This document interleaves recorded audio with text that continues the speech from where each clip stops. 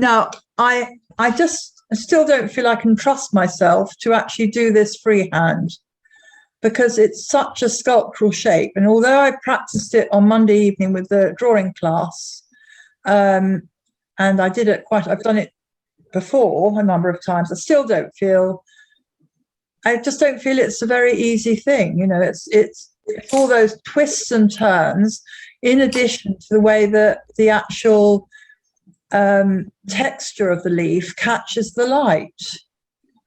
I've tried doing wet into wet on this one here, and in fact what looks more effective is when I painted in the wash and then lifted a little bit out with my sponge, which is what, you know, I managed to achieve the sort of more of a feeling of a highlight on the surface of the leaf, you know. So but I do think that, you know, going in close, and so you're not, you know, you're trying, I've got them right, as I say, right here in front of me, gives you a better chance of really examining the subject closely, like we've been talking about the Turner. You know, you're not removed from it. You find out as much as you possibly can about it. On Monday, when I was talking to the drawing class, I suggested that they start by looking at the way the central vein goes up through the leaf, because it follows the twist and turn of the leaf. So it's not a straight line. So it'll follow, if that leaf is curling over, which it is, the actual central vein follows the curve.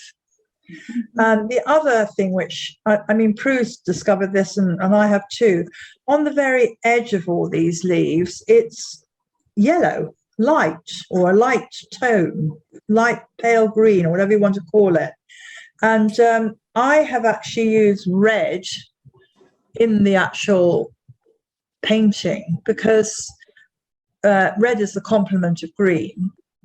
And I thought it would help me achieve a sense of darks running through the leaf in places. So that's why I literally did use some crimson here and there on the actual silhouette where the spikes are, and in the center of the leaf here and there. And it kind of links with the berries, which I also used alizarin crimson for. The other thing I would mention is I used a range of brushes, because you will need something that's pretty small for doing the little spikes with. And I would also suggest that we mix up certain colours. Now, I'll just show you my palette because I don't want to hold people up. I'm sorry it looks such a mess, but I did a light yellowy green, which I used initially as the base colour. And then I mixed a very dark green here. Can you see this one here? That's made with Prussian blue and a little bit of alizarin crimson and some aureolin yellow. So that's to get that dark green. And in addition to that, I made a dark blue, which I used over the dark green. And then, of course, my alizarin crimson for my little highlights and yellow for the tips. So how did you make up the light green? The light green, I think, is just simply Prussian blue with a bit of aureolin yellow. It may have had a tiny weeny touch of red in it, or of vermilion red in it, just to warm it up a bit. Otherwise, it makes a rather cold, harsh colour. I always use the minuscule bits of red in my greens. You have to be careful, because if you put too much in, it goes dead. Yeah. But if you put a tiny bit of something warm into a mixture of Prussian blue and aureolin yellow, it'll just take the edge off that harsh, rather chemical look. Okay. And the dark blue, sorry? Is the dark blue Prussian blue? The dark blue, yes, this dark blue is Prussian blue, again with some vermilion, not vermilion, alizarin crimson in it. Okay, thank you. Yeah? Yep. Yeah. So do stop me and ask me things if you want to. I'm just going to carry on with the study I've got. I'm going to include the ribbon possibly, once I've done, I might do just one more leaf and then I'm going to do the ribbon. But I wouldn't attempt to do a whole branch of holly. I think if you do 3 or 4 leaves really well, that's, will be enough, and then tackle the ribbon, which has different challenges. Again, it's the ribbon I've got has got quite a shiny texture to it, so it's picking up the light in certain places. A ribbon is, like we found last year, an excellent way of working out how to make the transition from a dark tone to a light tone to a dark tone. Okay. Mm-hmm. So first of all, I'd start with your leaves, everybody, and then we can tackle the ribbon situation together. I'm going to put one more leaf in down here. So I'm actually going to use my pencil. I'm going to draw it lightly first on my watercolor paper, and then I'm going to start painting. Is everybody all right? Anybody want to ask me anything before I get going? Okay, good.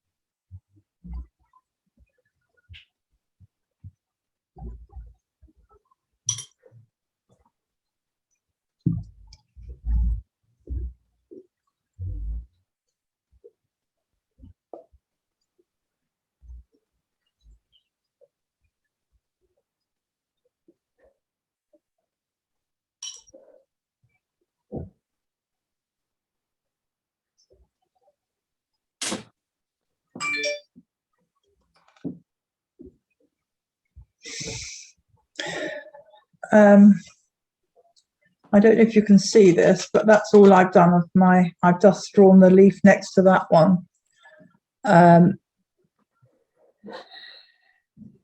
Most of it is sideways on. I've got another leaf down here that is flatter, which I might include. I don't know. I may not, but yeah.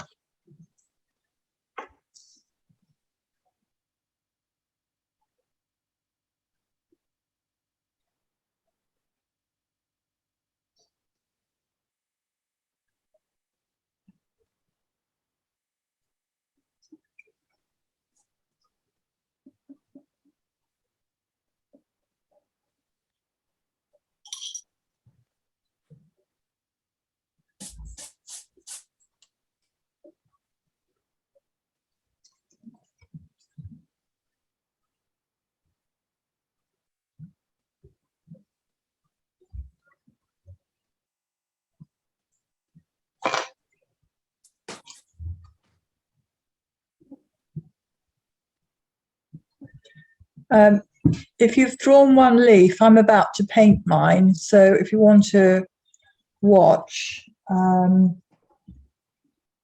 that's fine. Or if you feel confident enough to just do it, then that's fine too. So I've got my colour here, which I need a bit more of.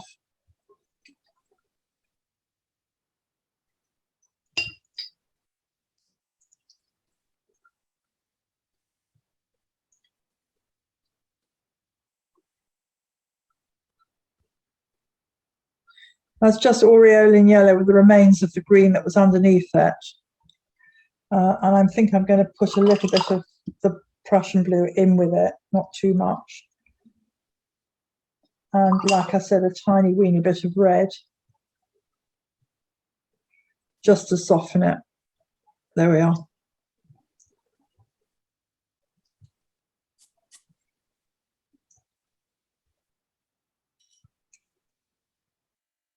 Okay, that's my initial green. Now, like I said, I did try doing wet into wet, and I'm going to do that again. I'm going to actually wet the area of the leaf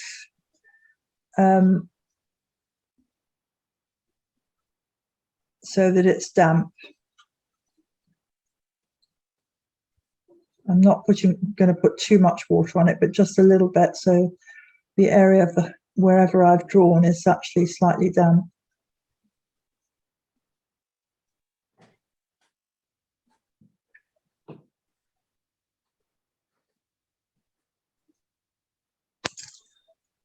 You've got to that stage where you've actually put the water on, just look at it, and when it stops being too shiny, then you can apply your next wash and let it just fuse into the damp area. So I'm going in with my light green now.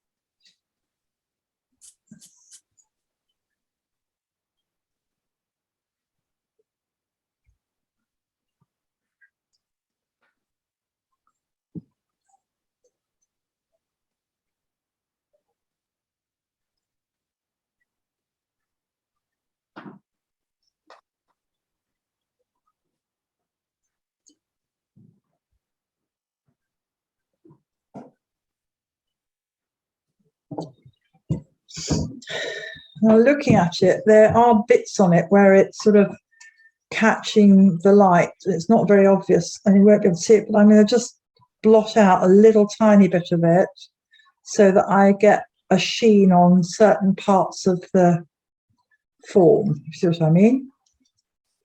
Actually, I realise I've missed a bit out, so.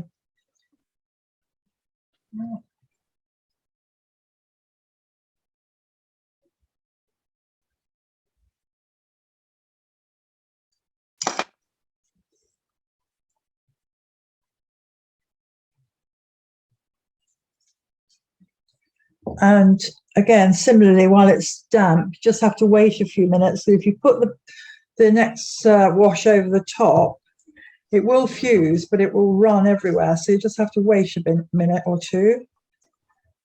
While you're doing that, you could apply some colour to the, the stemmy bit here, or maybe work on another bit of a leaf if you've got part of a leaf like I have. So I'm just going to put some water on there.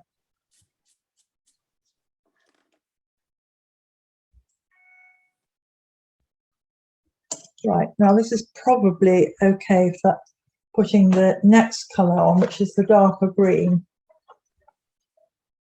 See? Yeah. Could you zoom in at some point? Yes, I will. The darker green looks a bit like this, a bit like an olive green. I tried to make, well, I'll probably make it a bit darker by mixing a bit more Prussian blue with it. And it does have to have some yellow. And also some alizarin crimson, very little. Yeah. Okay, that'll probably do.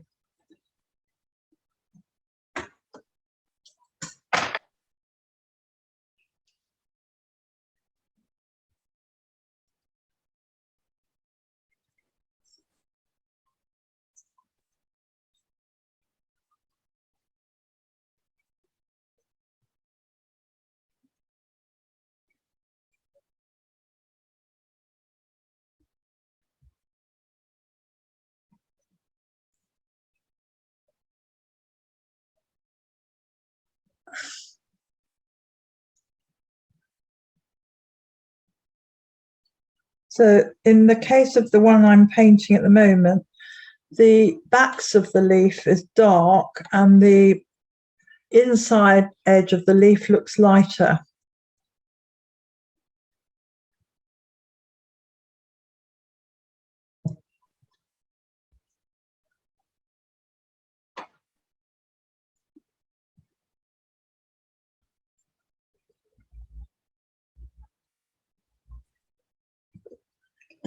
And this is where I'm going to use a bit of my water and to soften off the edge of that paint that I've just applied. So it kind of there's a light area on the back of the leaf, if you see what I mean.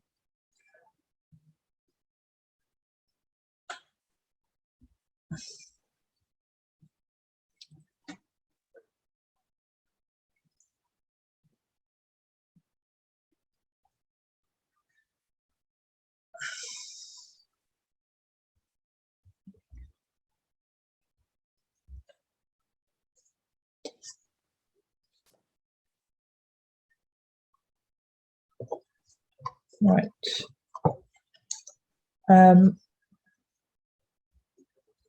Now I'm going to do the use yellow, or mix up some yellow and my very fine brush, and I'm just going to go around the tips of the edges of these spiky bits with some yellow, because that I can see this sort of, it's like a little yellow rim around each of the spiky parts. I don't think you're going to be able to see this very easily, but you can look on your own leaf.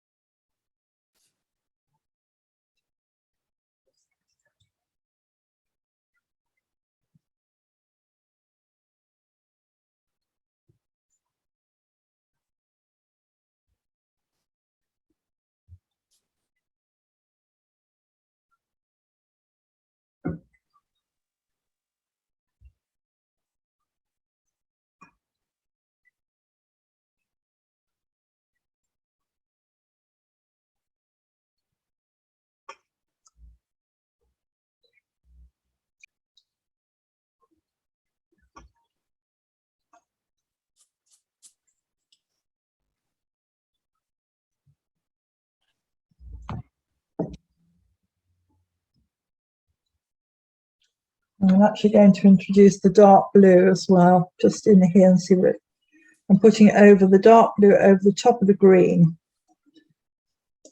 Oh yeah. It's interesting actually, because That's good. it looks, it's not green, it's blue. Right. Yeah, so the dark blue creates a darker tone, which is, quite appropriate for the actual colour of what I'm painting. And then I'm going to soften that as well with my damp brush.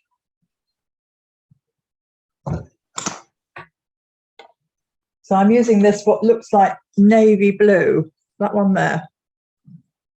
Gosh, yes.